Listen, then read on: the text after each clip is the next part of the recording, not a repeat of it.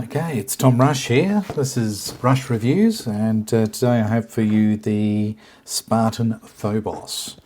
Yes, the Phobos, this is the son of Ares and Aphrodite, at least in namesake. So here we have the USA S35 VN Steel. Really nicely done too. Look at that chimping. Don't want to touch the blade. Sharp edge because it will cut straight through me like a laser. Spartan blades, their little logo on there, their branding. And yeah, let me just zoom that out. So here you can see that I've actually removed what they refer to this colour as dark earth, and I've removed the dark earth coating from the blade, trying to get a satin finish, pretty unsuccessfully due to the fact that I have terrible polishing and sharpening skills, but they're not that bad, but the polishing certainly is on this steel. It takes a lot to wear through the steel on S35VN. It's truly one of the super steels. About a 61 HRC hardness level, hardness scale, and really is a super steel to behold. It keeps its sharpness. It's pretty well stainless, so you can don't have to be as concerned about humid climates and getting it wet. You still want to dry it off, of course, and it will rust like anything. And yeah, that coating is quite exceptional. The quality of all aspects of this knife are quite exceptional. Credit to the Spartan crew. They apparently a couple of guys that I think 2-3 guys that got together, and I think they're ex-military, whether they're Marines or whatnot. I'm not exactly sure, but they certainly were out there in battle, doing the hard yards to determine that when they got out that they wanted to do something that benefited the military, and they went for the blade designers and manufacturers, and they've really got quite a range. This is just one of the very early designs that they came out with when they first started, and they've come out with quite a lot since then. This one is really one that was decommissioned. When I bought it, it was about 2010, and these fellas decided that they would not keep producing this particular one, which a little surprising, but yeah. The Enyo, which is this one's sister, is yeah, definitely still going today. So this one, I think they stopped producing it about 2011. So yeah, a little bit of a shame, but also good for me because I own one. So I'm happy about that. It was just a V grind, I believe, that it arrived with on the blade. I have changed that to try to get a little bit thinner edge. I kept trying to grind off some or sharpen off some on the ceramic stone, some more material, but really it's as you can see, a hell of a chunk of steel. That's a hell of a chunk, and for a small knife like this, it's really not excessive for its intended use, but it's certainly more than what I currently need. So yeah, excellent design nonetheless, and I love the cutouts in the handles, giving you the Spartan type eyes, or looking through the helmet eyes. As you can see, the eyes on the helmet there.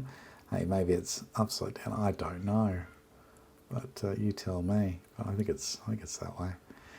So yeah, very clever. I like what they've done there. The thickness of it does lend itself to being more comfortable in the hand. It's not cutting into you. For the purpose of this knife, waistband, neck knife, I think that not having scales on it is probably a good move. You can always put your own paracord wrap on there and come up with a very comfortable handle. I have not done so with this particular one, but you certainly can do.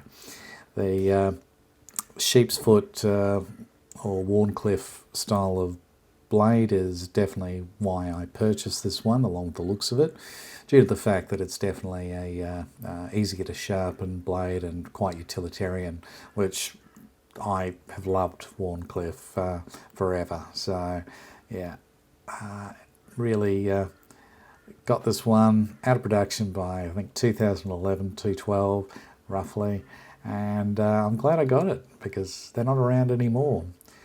Decommissioned and in my hot little hands, so very happy. I think it cost me $160. I think it was Knife Center in the US, and got it from over there, FedExed over here, and very, very happy with it. The as far as the Phobos name, you're looking at yeah, I think that, you know, it's a bit of Greek mythology doesn't hurt when you're talking this sort of thing. And Enyo, I think, was the other one, the sister to this one. And really a couple of excellent little designed knives.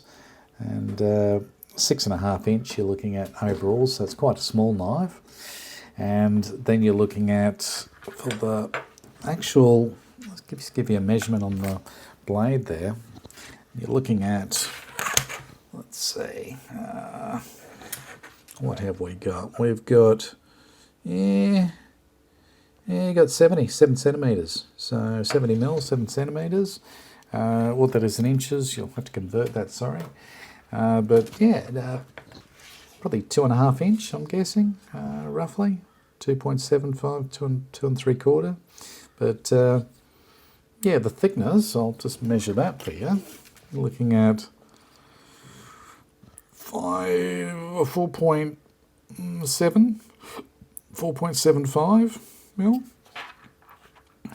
Blade, you can see, oh, look at that, 4.75, same thickness because it's got the swedge that comes up here that they've sort of worked from and breaking it down to its various shapes, which, what's that one bring it down to? That's 3.2. Behind the blade, you've got, what have you got? Right behind the blade, we're left with, about, I think it works out to be about 0.5 mil, which is pretty chunky, but hey, it's a hard use knife, so warranted, I believe. The weight of it,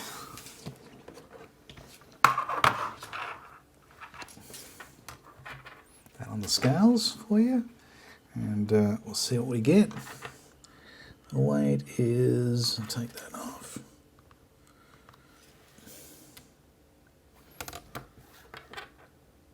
There you go, 82 grams. You're looking at sheath 31 grams altogether. Should be about 112. There you go, 112. So 112 gram knife. It's about perfect. And the sheath is really, really excellent. It's a nice little Ukuden,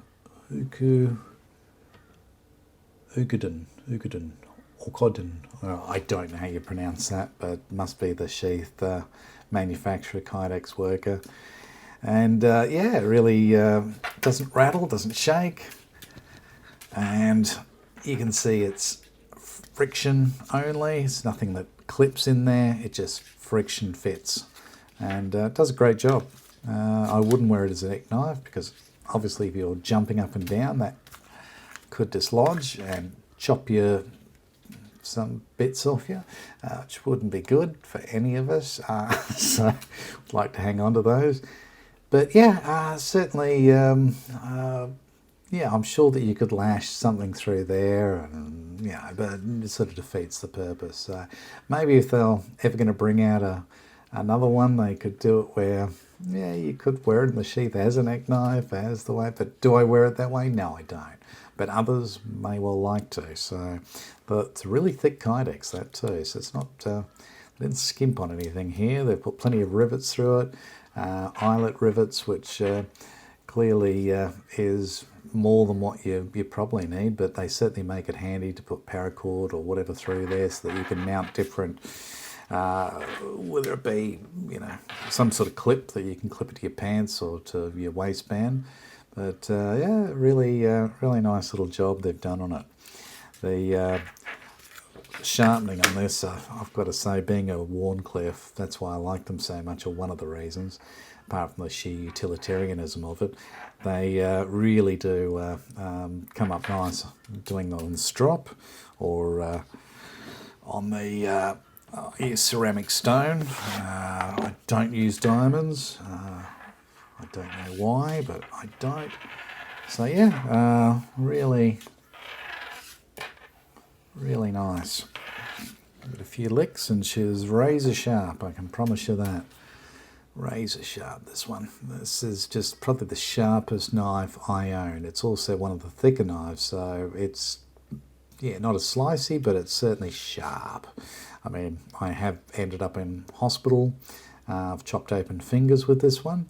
How did I manage that? Well, using it improperly, I would state. Yeah, I definitely did a nasty cut somewhere, I think there or something. Chopped my finger while I was cutting some food in bed and slipped. I think it was a carrot and it cut me really bad. Get some stitches, but yeah, apart from knowing how to use it and hold it correctly and not doing silly stuff like I did, it's been a lot of fun and enjoyed this one very much. So yeah, if you can't get it anymore, you can always get its sister, the Enyo. And excellent knives, excellent knife manufacturer, excellent designers, and love their work. Would like to see more from them. Thanks, guys. So yeah, that's it. That's all I've got to say today on the Phobos. And yeah, if you can get yourself one, good luck. They're hard to come by. All right, if you could like and subscribe, it'd be greatly appreciated, and I'll catch you on the next one. Thank you. Bye-bye.